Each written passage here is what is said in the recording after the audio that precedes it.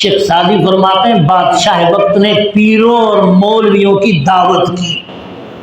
بادشاہ وقت نے پیروں اور مولویوں کی دعوت کی. بڑے کھانے تیار ہوئے, محفل ختم ہو گئی, کھایا گیا پیا گیا, گفتگو ہو گئی, علماء مشائخ کانفرنس ختم ہو گئی.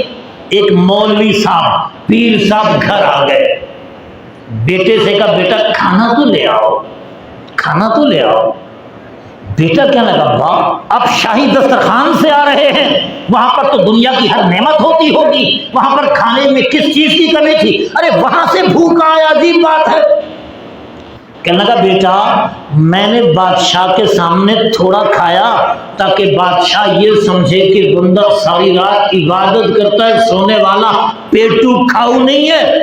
میں نے بادشاہ کے سامنے دکھانے کے لیے تھوڑا کھایا. بیٹا بھی تو اسی کا تھا نا. باپ جب تو نے اس کے سامنے کھانا تھوڑا کھایا خود کو نیک ثابت کرنے کے لیے, پھر تو نے اس کو دکھانے کے لیے نماز بھی تو لمبی پڑی ہوگی. ہاں بیٹا. فرمایا ابا کھانا بعد میں کھا لینا, نماز کی قضا پہلے کر لینا, نماز کی قضا.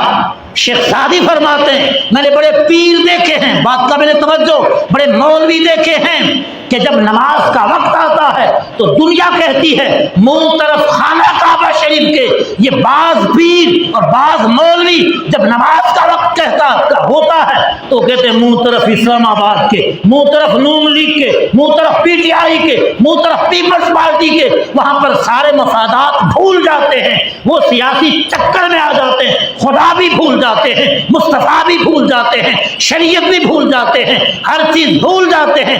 سیاسی مفادات کی خاطر اپنا قبلہ حکومت بناتے ہیں, اپنا قبلہ سیاست بناتے ہیں, اپنا قبلہ دولت بناتے ہیں, اپنا قبلہ نذرانہ بناتے ہیں, اپنا قبلہ زمین و جائیداد بناتے ہیں, اپنا قبلہ لینڈ کروزر بناتے ہیں. ان کو خدا سے لینا دینا نہیں ہوتا, ان کو مصطفیٰ سے لینا دینا نہیں ہوتا, ان کو لینا دینا ہے تو بس دنیاوی مفادات سے.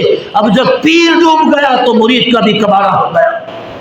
اقبال نے کہا تھا مرید سعادت رو رو کے ہو گیا تائب, خدا کرے کہ ملے شیخ خوبی توفیق.